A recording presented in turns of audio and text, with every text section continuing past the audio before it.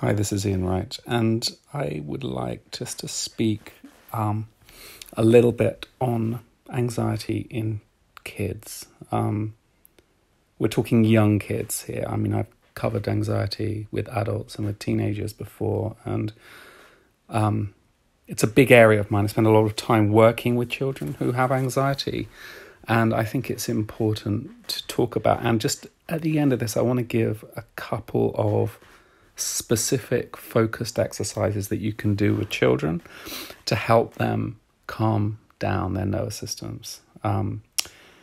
So, I mean, anxiety is a broad thing. We live in an age of anxiety, but anxiety as a disorder means when it becomes actually an ongoing problem. And when I was first practicing with children 25 or so years ago, you really wouldn't see children with anxiety unless they'd had specific trauma, emotional, physical trauma, or whatever.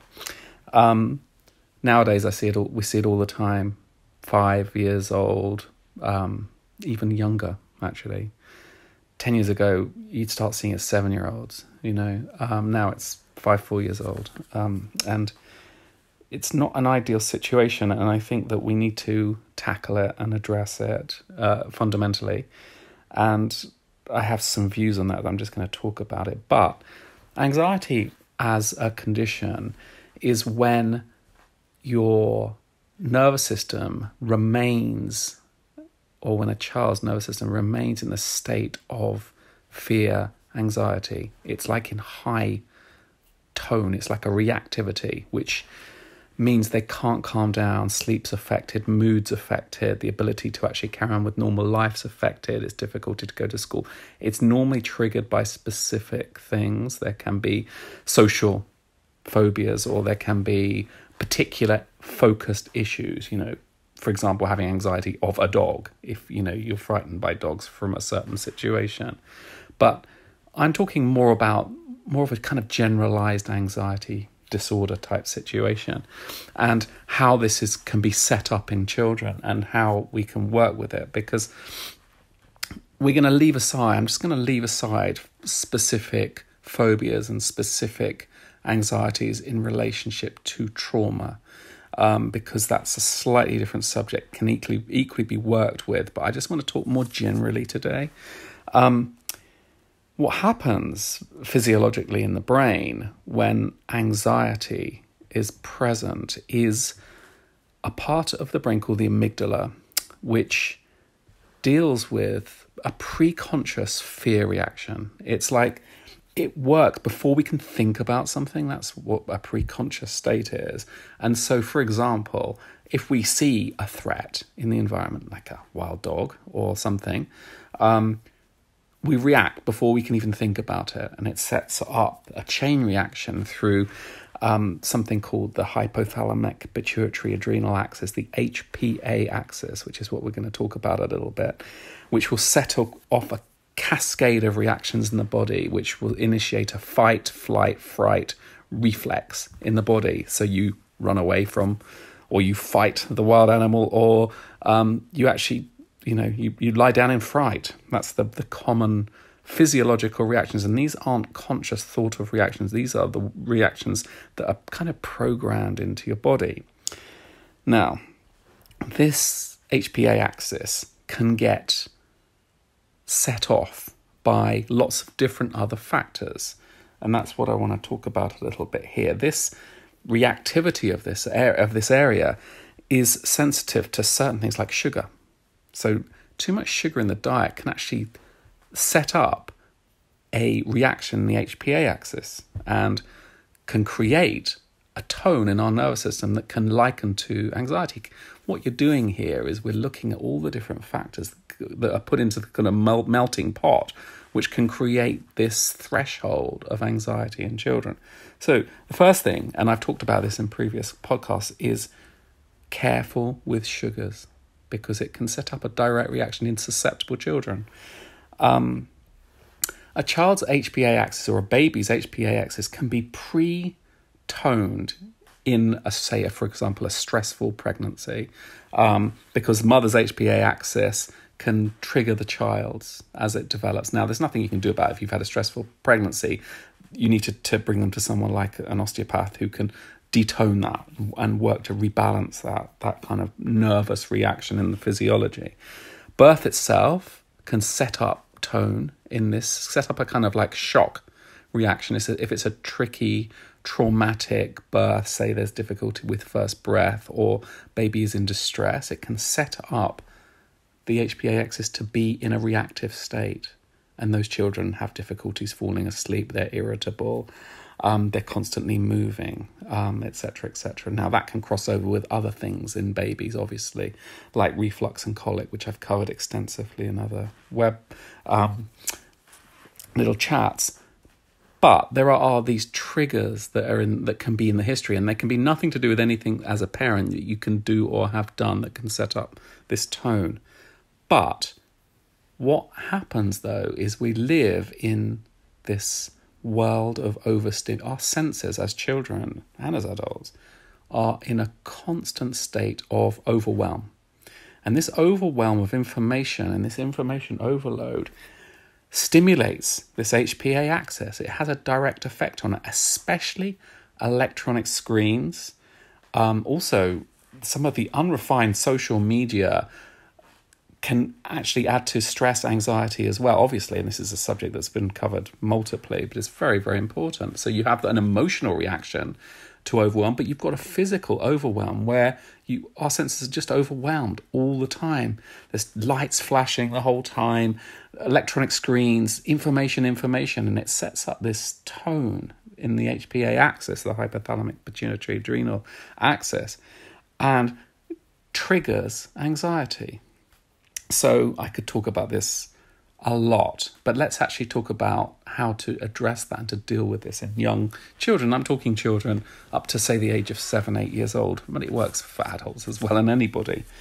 So how do we take this tone out of these children's nervous systems so that they can sleep properly and not be in this low-level state of anxiety at all time?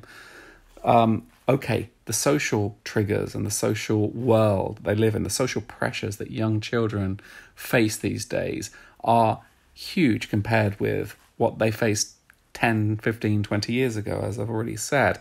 And the problem is they're dealing with stuff that they can't quite process on a psychodynamic level because they're not old enough to process. So actually, when we're working with children who are young, 5, 4, 5, 6 years old, they don't have the psychological tools present in their thinking process to deal with some of the emotional situations that they are put into.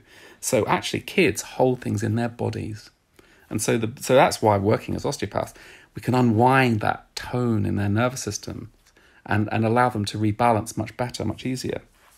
But as parents, there are some things you can do.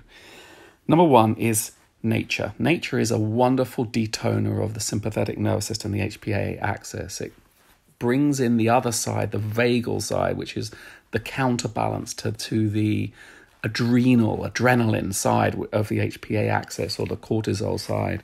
And being in nature has a natural calming effect on most children. So send them outside in the garden for 5 minutes a day. Winter or summer, dress them up, let them be out in nature, breathe the air. That's really important, and I think that can rebalance them by themselves. Number 2, limit sugar, very important, especially in the evenings. Number 3, they have to be talked to. You have to talk, engage, spend time with the children. They need that one-on-one contact as a parent, but not necessarily talk to in a way that's too old for them. And that can be stressful for children if they're having to deal emotionally with adultified themes. Everything has to be simplified and kept simple. Actually, a child is much happier if they're stressed just to sit there and chat about something completely different. Read a story, hang out, play. Play is a huge one. Children used to be in what we would call a state of neutral, where their nervous systems weren't in a state of reactivity. As you get older, our nervous systems are much more toned naturally because we're reacting, thinking, processing, working out how to be in life. Now, children normally are in this state of neutral, where they're actually very in the present, in the moment, not in the past, not in the future. They're very much in the present, in what we would call neutral. One of the best ways to get into that state again is play, spontaneous, natural play, but not with computers, not with electronic things, as in physical things, ideally wooden things, playing with things, making things, doing, drawing. All that kind of side of thing is very, very important to retone the nervous system. Massage in children and babies is great. I've done a podcast on baby massage, but actually as children get older, just working on their feet and stuff can bring them back into their body, massaging their feet, allowing them just rubbing the legs, just getting their bodies just to calm down and relax. Kids need rhythm.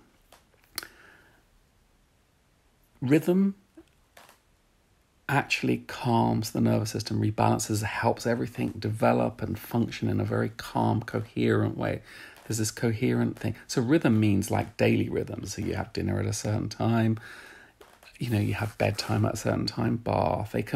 Children understand and need rhythm. And when they're rhythm, you can't always be in rhythm with children, but if they have a normal rhythm, where you get the story before bed, you get the little bit of a massage, you get the bath, everything calms down and enters this gentle kind of rhythmic dimension. It's, I think, incredibly helpful in my experience with children. Giving children time, just 5 minutes just to do nothing, is really important. The other thing is children need to be bored. They need to get bored, so they're not stimulated. They are understimulated. So as soon as a child starts to get bored, then they start to become creative. And it's incredibly important just to let a child be bored sometimes. Very important. So this is a massive subject, and I'm running over things very quickly. But I just want to give you two little exercises, which can help calm an anxious young child. The first one's very simple, and that is to do with breathing. So you get them to breathe in through their nose, and you breathe out through their mouth. So the breathing out through the mouth should be about double as long as the breathing in. What that does is stimulates the vagus nerve, the vagal nerve, which calms down this HPA axis. It's called vagal breathing. So the out breath is about double as much as the in breath. And actually, if you do it in through the nose and out through the mouth, that helps kind of maximize that effect. So just a couple of minutes of vagal breathing, sitting down, relaxing their bodies to do so. The other one is to do with oxytocin. It's like an oxytocin break on the nervous system, which means you get a child to visualize and feeling a time when they close their eyes, and you get them to imagine that they're being hugged by a loving parent, they're being held, and their body's being relaxed. You can hug them and do it at the same time, but just get them to get a feeling sense of unconditional love. And unconditional love, when they feel that love, it's the most thing that we all do naturally in the world, but they need to remember that feeling. So if they remember that feeling of being hugged by you, when they're feeling anxious at another time, then you can say, remember that hug feeling, that special hug feeling, and allow them to remember that feeling of being held when they're feeling distressed. And it will calm them. It's very simple. It will calm their bodies down. But if you do it for them and get them to enter that into their memory, like a feeling sense of how it feels to be held in unconditional love, then they can access that at points of distress. And it's a lovely tool to calm down an anxious nervous system. Anyway, that's a brief introduction. There's so much we can say about this. And we spend a lot of time working with anxiety in children. And actually, I'd prefer that we didn't, but it's an important area, and I think increasingly so. And I'm sure I'll pick this up again in the future. Thank you.